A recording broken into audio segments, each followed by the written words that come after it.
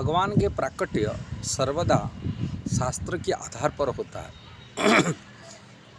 ये बात शास्त्र में वर्णन पहले हो जाता है। अब कौन सा शास्त्र? वैदिक शास्त्र। वैदिक शास्त्र मतलब वेद प्रमाण जो कृष्ण द्वैपायन व्यास जो भगवान की शक्ति आवेश अवतार थे उन्होंने वर्णन किए। भगवान के अवतार बारे में पहले से शास्त्र में लिखे हैं। भगवान कब प्रकट होंगे, कब अवतार होंगे, उनका कार्य क्या होगा, उनके बारे में पहले पुराण वैदिक शास्त्र में वर्णन है। अभी का आजकल शास्त्र है जैसे लोग लिखा कोई गुरु लिख दिया, ऐसा नहीं। भगवान के प्राकट्य बारे में वो पहले से शास्त्र वर्णन होता है। कि मैं वीडियो बनाने का तात्पर्य यही है, कलयुग युग में अनेक ऐसा ही कोई चमत्कारी बाबा, कोई साधु महात्मा को देख कर के उनको भगवान के अवतार मान लेते। ये सब पाखंड धर्म है। कोई शास्त्र में ऐसा लिखा नहीं भगवान का अवतार, उसको किसी को बोल देना। बहुत लोग है थे वृंदावन देखे कृपाणु महाराज जी नाम बड़ी प्रसिद्ध होते, उनके चेले लोग उनको बोलते ये भगवान का अवतार है, ऐसा नहीं कहा जाए।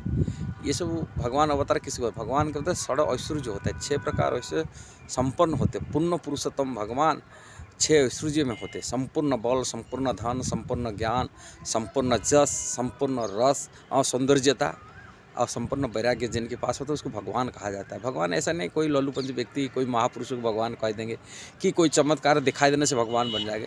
जैसे चमत्कार दिखाए तो हिरण्यकशिपु हिरण्यक्ष बड़े बड़े चमत्कारी थे। हिरण्यकशिपु इतने शक्तिशाली था, देवता लोग उनके आदेश पर चलते थे। कोई अकाल मृत्यु किसी की नहीं होता था। उन्हीं की शासन में किसी रोग व्याधि ऐसा नहीं हो जाएगा किसी की। और सीजन भी जो ऋतु परिवर्तन उन्हीं की इच्छा से चलता था। सूर्य चंद्र उनकी इच्छा से चलते थे। इतना बड़े शक्तिशाली, माने 3 लोगों को उन्होंने ये करा था। तभी प्रहलाद महाराज उनको भगवान रूप स्वीकार नहीं किया। क्यों? अब प्रहलाद महाराज जानते भगवान किसको कहते, क्या अर्थ क्या होते। तो आजकल कलयुग में लोग आम जनता भगवान के बारे में ज्ञान नहीं, भगवान क्या कहते, भगवान किसको कहते, भगवान का अर्थ क्या है, बिल्कुल अननोन होते, अज्ञ रहते। इसी कारण से तथाकथित लोगों को भ्रमित करने के लिए कुछ फॉलोअर बना करके हजारों लाखों कुछ फॉलोअर हो गए और वो भगवान उनका चेले लोग को उनके अनुयायी लोग उनको भगवान रूपे घोषणा कर लिए और वो भी मान लेता है मेरे को भगवान बोल रहे हैं, मैं भी उनका दिल तोड़ूँ। ऐसा ही अनेक ऐसा ही है कई लोगों हम देखा जाता है उनकी फॉलोअर भगवान रूपे उनको स्वीकार करते, भगवान रूपे मान कर पूजा करते। बहुत हुए और वो होते रहते हैं उनको। जैसा ही आसाराम बापू की भगवान रूपे उनका चेला अनुयायी आज भी उनको मानते हैं। तो समझते नहीं भगवान क्या होता है, कारण उनके गुरु जो होते हैं गुरु वो शिक्षा नहीं दिए भगवान का अर्थ क्या होता है। कारण ये सब अवैष्णव होते हैं, मायावादी होते हैं, अपनी तथाकथित अपनी पूजा प्रतिष्ठा के लिए लोगों को भ्रम में डाल देते। लोग इतना पढ़ने के लिए, शास्त्र पढ़ने के लिए कोई ज्ञान नहीं होता है, जिसी कारण से लोगों को उनको भ्रम है। ऐसे ही अनेक आसाराम बापू हो कि जो रामपाल हो, ऐसे कई लोग भगवान उनका अनुयायी शिष्य लोग मान लेते भगवान है।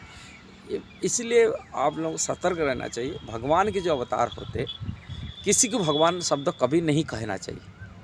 भगवान शब्द इतना छोटे मोटे लोगों पास यूज नहीं होता है। भगवान के माने 6 ऐश्वर्य पूर्ण मात्र होना चाहिए। विष्णु पुराण में पराशर मुनि समझाए भगवान का अर्थ क्या होता है। इसलिए भगवान के शब्द में नहीं जानकारी हम किसी, जैसे अभी कलयुग में भगवान आने वाले हैं। कलयुग में भगवान कल्कि भगवान रूप में आएंगे, संबल ग्राम में आएंगे। विष्णु जोसा उनके पिताजी के नाम है, ये पुराण में लिखा है, भागवत में लिखा गया। ऐसा नहीं जो भगवान किसी के नाम में लिखा गया। इसलिए भगवान किसी व्यक्ति को भगवान नहीं कहा जाएगा, कोई जीव भगवान बन सकते। इसमें देवता भी भगवान के बराबर के नहीं हो सकते, ब्रह्मा शिव जी उनकी बराबर के नहीं हो सकते। हम भगवान किसी को शब्द कैसा कह सकते? भगवान के जन्म उनके कर्म अलौकिक होता है और शास्त्र निर्णयात्मक होता है, शास्त्र में वर्णन नहीं होता है। हम किसी को भगवान नहीं कह सकते, किसी व्यक्ति को भगवान पीछे लगाना चाहिए। बहुत लोग ऐसे भगवान कह देते। और जैसे भगवान चैतन्य महाप्रभु आए, बहुत पुराण में, वेद में, महाभारत में भगवान के अवतार बारे में वर्णन किया गया। कलयुग में भगवान आएंगे, कृष्ण आएंगे, भगवान चैतन्य महाप्रभु में ये शास्त्र वर्णन लिखा है। 4 युग अवतार होता है, प्रत्येक युग एक अवतार होता है। ऐसे भगवान के शास्त्र में देखना चाहिए भगवान क्या है, भगवान का अर्थ क्या है, भगवान कब आएंगे, कब अवतार होंगे, वो बारे में पहले से सूचना दिया जाता है, शास्त्र में निर्णय दिया गया।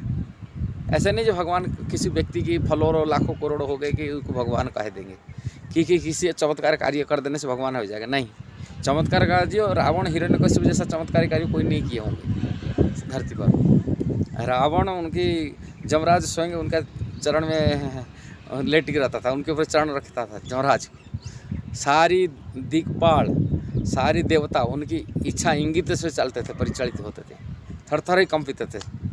यदि इतना बड़ा शक्तिशाली व्यक्ति वो भगवान नहीं, माने ऐसे चमत्कारी कार्य करने के बाद में उसको भगवान नहीं कहा जाएगा। वो साधारण ही कुछ अलौकिक कुछ कार्य कर दिया, कुछ योग सिद्धियाँ कर देना, इसको कैसे भगवान मान जाएगा।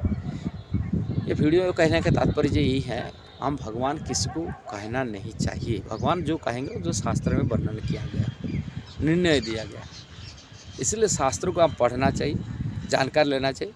यदि पढ़ नहीं पाते, कोई जानकारी व्यक्ति जिनको शास्त्र ज्ञान है, जो कोई वैष्णव परंपरा से आचार्य है, उनसे हम ज्ञान प्राप्ति करना चाहिए। वैष्णव को छोड़ के यदि हम तथाकथित लल्लूपंज से किसी ज्ञान ग्रहण करेंगे, अपने हम भ्रम में पड़ जाएंगे।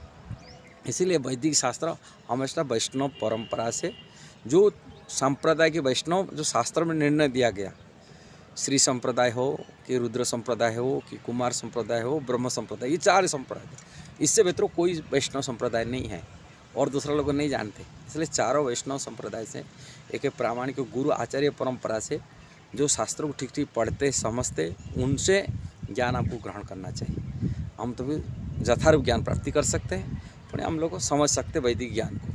हम भगवान नहीं तो हम ऐसे ही तथाकथित किसी भी भगवान मान लेंगे। यदि ये वीडियो आपको सही लगा, जरूर इसको शेयर करना, सब्सक्राइब करना, लाइक कमेंट देना। हरे कृष्णा।